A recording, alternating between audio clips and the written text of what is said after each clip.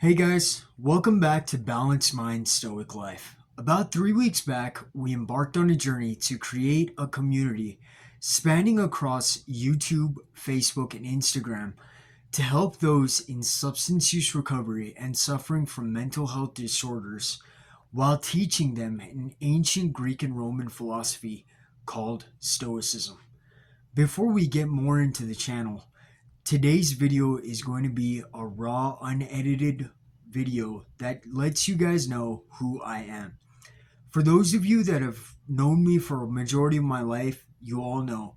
My name is Karthik Anandan. I'm a licensed substance abuse addiction therapist here in the state of New Mexico, currently practicing in Albuquerque at a clinic called State of the Heart Recovery. But as I mentioned in the trailer, the dream to start this YouTube channel took about 9 years, but the journey that led me to become a therapist started way before that. And that's what today's video is going to be about. So join me as I tell you about my life story, about what brought me from being a small boy who met a World War II veteran to starting a veterans coalition and ultimately walking across the graduation stage at Grand Canyon University, picking up a master's in addiction counseling degree. So, our journey starts in 2003 in a small town called Gallup, New Mexico. There was a small little Indian boy attending school at a place called Rehoboth Christian School, not knowing that 4 years after I started at that school, I would be meeting a Navajo Code talker. Yes, a World War II veteran. The subject of history that I love the most, I did not know that I would be able to interview one of these guys personally. Before I get into that encounter, let me give you all a little background on who the Navajo Code talkers were. So, at the peak of World War II, the Allied powers are losing in the Pacific Channel. Every code they had created was getting cracked by the enemy. Two American generals were in the Southwest, specifically around the areas of New Mexico, Arizona, a little bit into Utah, and they heard a very distinct language that had not been widely known, similar to Sanskrit, how it is now and in India. It's not a very well-known language. That is how the Native American language of Navajo was. These two American generals thought that this was very useful and could be used to a good benefit.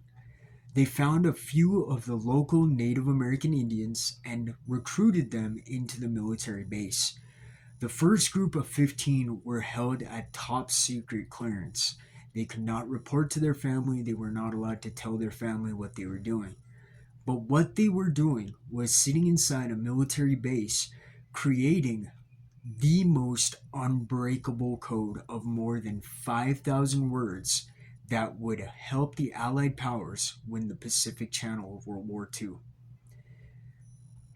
Sadly, when these World War II veterans, specifically the Navajo Code talkers, returned, they were deemed classified and could not tell anybody what they had done during the time of war or their service in the military. They were not allowed to even tell their own families, friends, or their colleagues about this. It wasn't until 1993 when President Bill Clinton, under an executive order that he signed, allowed the Navajo Code talkers and the code they had created to be released to the general public. A whole new history phase of World War II came to light, documenting that the unbreakable code was created by a group of Native American Indians. Sadly, many of those code talkers were captured and turned into prisoners of war, and many of them were missing in action. So, coming back to me, it was in 2007 that I came hand to hand with a real life Navajo Code talker, Mr. Frank Thompson. As you guys can see in the picture that I just posted from the Independent, there I was in the 7th grade talking with this person. Of course, back then in 2007, I didn't really know about what this showed.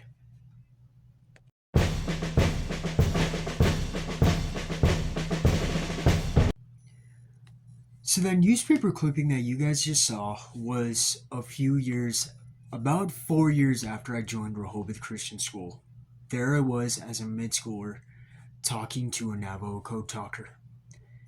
Yes, the local newspaper captured my photo, published it, and said that a local mid schooler was so enthusiastic to talk to one of these Navajo Code talkers. But nowadays, what I tell people that picture failed to capture was the emotions that I saw that Navajo Code talker told me about.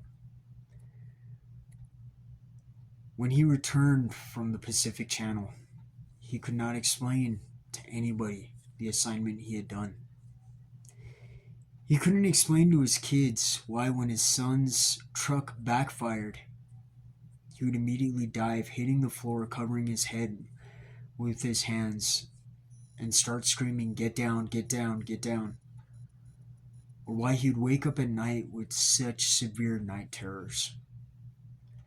Of course, many of you now know, those of you that are in the medical field and in the counseling field, that is what we call as post-traumatic stress disorder. Sadly, these veterans were all 18, 19-year-old teenagers who barely had developed physically that were drafted into this war, or selected for this top secret assignment of carrying this unbreakable code that they would have to use. He further went on to reveal to me that, not knowing what he had suffered from, him and his buddies all picked up various addictions. Some of them picked up alcohol, some of them picked up marijuana smoking, some of them picked up some other drugs. Many of the brothers sadly turned their own service revolvers on them.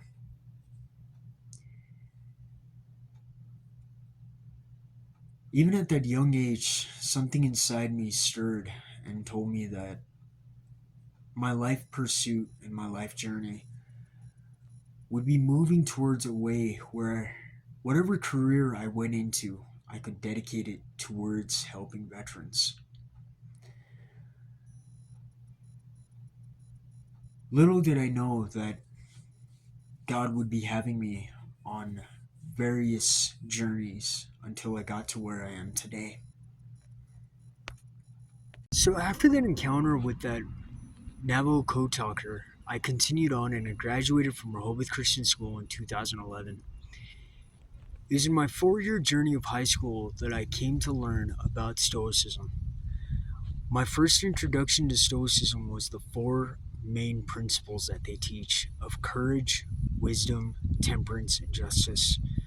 The 4 ways a man should conduct his life. At the time, I had what was known as ADHD, or Attention Deficient Hyperactive Disorder. So with the courage to entertain people and the justice to treat people that I saw fairly, as I had been bullied as a small kid throughout school, and with the knowledge of temperance, balancing the life of a high schooler and also a kid who was suffering from attention deficient hyperactive disorder, I began my journey to gain the wisdom of Stoicism. And there I was, learning everything, which the Greeks and Romans had to offer in the name of Stoicism. Little did I know that several years later, as a therapist, I would be teaching this philosophy to about 68 clients who are now successfully learning the art of Stoicism and also the art of Stoic journaling. So guys, between that last scene and what you're seeing now, it's been a few days. I left you guys off when I was graduating from school. So again, it was 2011, and in August of 2011, I graduated from Rehoboth Christian High School, and I moved on to travel across the world to the Eastern Hemisphere to follow my dream and my passion of becoming a medical doctor. thinking that's where God wanted me to be, to help veterans and others that needed help through a medical degree. 6 years later, there I am returning back to the US. This is about 2017, and I began to my pursuit of preparing for the United States Medical Licensing Exam, or the USMLE. Of course, 2 years later, 2019, the world was hit by the most devastating,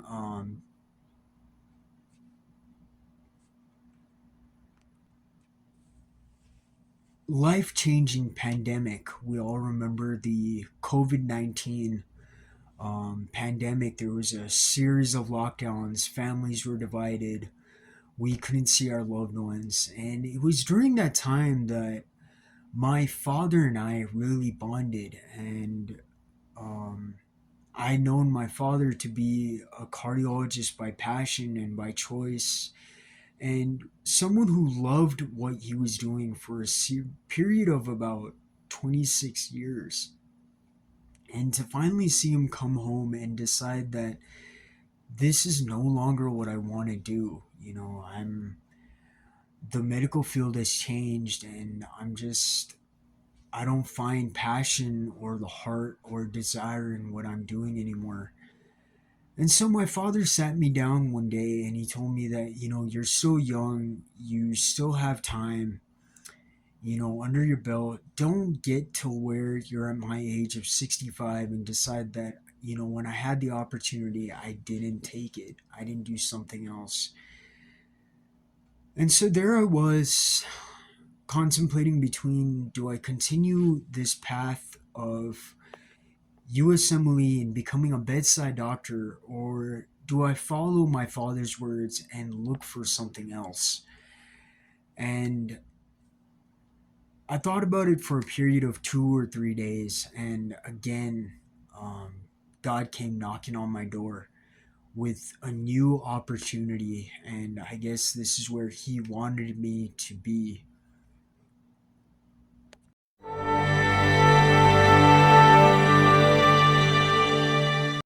So the photo that you guys just saw was my commencement day photo with my parents. That was in 2023 at Grand Canyon University in Phoenix, Arizona, where I pursued a master's in addiction counseling. And coincidentally, almost a period of time had passed by, and that day during the commencement, I walked across the stage remembering that moment with that Navajo Code talker. And it was on that day that I decided I was going to be dedicating my service and what I was going to be doing as a therapist to veterans. And the reason for that was during my first job in Gallup, New Mexico, I ended up getting called to a town hall to help distribute some brochures and things like that for the job I was working at. Being an ardent fan of Abraham Lincoln, I decided that the words of Lincoln's Gettysburg Address were very important there, that little would be remembered of what we said there today, but they will not forget what occurred here. And with that passion, I delivered a speech in front of Congresswoman Teresa Leger Fernandez, who you can see standing next to me in this photo here.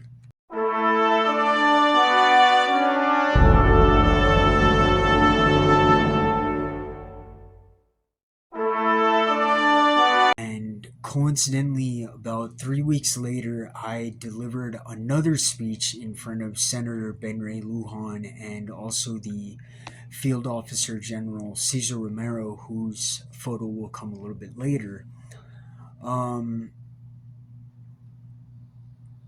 During that time, we did not know that what we had started would start a chain reaction of not only helping to keep the Veterans Clinic in Gallup, New Mexico open, but would end up starting the footwork to what would later become one of the greatest veterans coalitions known as the Top Gunners that would start in Gallup and continue to move on, helping veterans now in the Bernalillo County as well, which I will talk about in a later video. But um, long story short, guys, I think that is my life story, what led me to become a therapist. I know it's hard to define about 30 years of a life journey in less than a 10 to 15-minute video, but I hope it gives you guys a clear idea of who I am for those of you that don't know me. Anyway, guys, I know this video doesn't have a lot of Stoic teachings in it, but what I want to say is that the obstacle is the way, guys. As you guys can see, I have hit multiple hardships throughout my life, many of which I have not discussed about in this video, but I will discuss about in other videos as I tie them in with Stoic teachings. But what I want to say, guys, is just in closing, remember to be you, remain stoic, and live a life of serenity. See you in the next video. And again, remember, guys, our links to our Facebook, Instagram, and our YouTube channel are down below.